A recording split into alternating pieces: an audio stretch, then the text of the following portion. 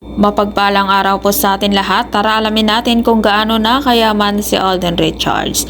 Bukod sa pag-aartista, marami din pag-aari na negosyo si Alden. Taong 2019, si Alden nagtayo lamang ito ng kanyang sariling McDonald's branch na matatagpuan sa Binyan, Laguna at malamang kumikita ito ng malaki. Ayon kay Alden, pangarap lang niya na magkaroon ng franchise ng McDonald's at hindi niya daw lubos maisip na isa na siya sa mga nagmamay-ari ng fast food restaurant na ito. At alam niyo ba, nagkakahalaga lang naman ito ng 32 to 50 million pesos ang pagpa-franchise ng isang McDonald's.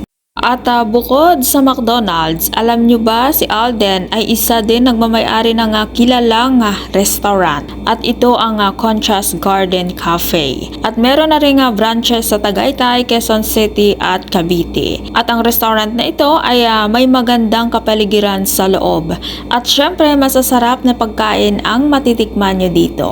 At syempre dahil marami na rin naitayo na negosyo si Alden ay nagpatayo na rin ito ng kanyang sariling bahay na matatagpuan sa Santa Rosa, Laguna.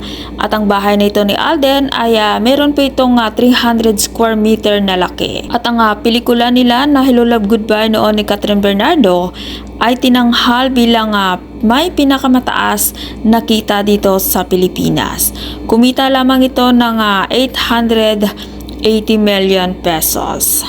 At ganyan na po kayaman si Alden Richards at mas lalo pa itong yayaman sa mga darating na panahon. At kung ikaw hindi pa nakasubscribe ng aking channel, mag-subscribe ka na sa aking channel, Ives Velasco. Maraming salamat at mapagpalang araw po sa ating lahat.